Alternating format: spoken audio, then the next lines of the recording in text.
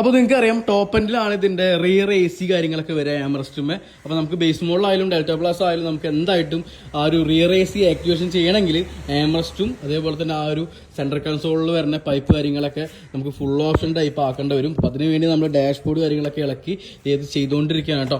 അപ്പോൾ അതിന്റെ വർക്ക് നടന്നുകൊണ്ടിരിക്കുകയാണ്. ഒപ്പം തന്നെ നമുക്ക് ഇതിൽ 360 ഡിഗ്രി ക്യാമറ ഉണ്ട്. ഇതിന്റെ കമ്പനി സ്റ്റീരിയോ മാറ്റിയിട്ട് നമ്മൾ നല്ലൊരു ഇൻഫോടൈൻമെന്റ് ആയിട്ടുണ്ട്. 4x64 സിം ഇടാൻ പറ്റണ 55 വാട്ട് ഔട്ടുള്ള സ്പീക്കേഴ്സിലേക്ക് ഔട്ടുള്ള സ്റ്റീരിയോ ആഡ് ചെയ്യണത്. വണ്ടി റീപ്ലേസ്മെന്റ് വാറന്റി ഉണ്ട്. ഈ ഒരു സ്പീക്കേഴ്സ് കമ്പനി വന്ന സ്പീക്കേഴ്സ് ആണ്. ക്ലാരിറ്റി ഉണ്ട്. ക്ലാരിറ്റി കൂട്ടണമെങ്കിൽ നമുക്ക് പ്രീമിയം സ്പീക്കേഴ്സ് ഒക്കെ ആഡ് ചെയ്യണം. അപ്പൊ അതിന് മൊറേലിന്റെ ഈ ഒരു കോമണന്റും കോവാക്സിൽ ആഡ് ചെയ്യുന്നുണ്ട്. ഫ്രണ്ടിൽ 90 വാട്ട് വരുന്ന കോമണന്റും ബാക്കിൽ കോവാക്സൽ സ്പീക്കേഴ്സ് ആണ് 80 വാട്ട് വരുന്ന. ക്ലാരിറ്റി എന്തായാലും കിഡിലിനായിരിക്കും.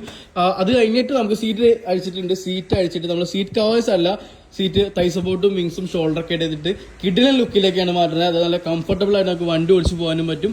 കാണാനൊരു സ്പോർട്ടി ലുക്ക് തന്നെയായിരിക്കും. അതുപോലെ സീറ്റിൽ ചെയ്യുന്ന സെയിം മെറ്റീരിയൽ നമ്മൾ ഡോർ പേഡിൽ ചെയ്യുന്നുണ്ട്. ആ ഒരു കളർ കോമ്പിനേഷൻ ഇന്ത്യയിൽ കിട്ടാൻ വേണ്ടിയിട്ട് കേട്ടോ. അപ്പോൾ ഇത്തരത്തിലുള്ള വർക്ക് കാര്യങ്ങളൊക്കെയാണ് നമ്മളിപ്പോൾ ഈ ഒരു ഫ്രോൺസിൽ ചെയ്തുകൊണ്ടിരിക്കുന്നത്. ഇതിന്റെ ഡീറ്റെയിൽഡ് ആയിട്ടുള്ള വീഡിയോ കാര്യങ്ങളൊക്കെ എന്തായിട്ടും ഞാൻ യൂട്യൂബിൽ ഇടുന്നുണ്ട്. ഒപ്പം റീലിലായിട്ടും ഇട്ട് കാണിക്കാം കേട്ടോ.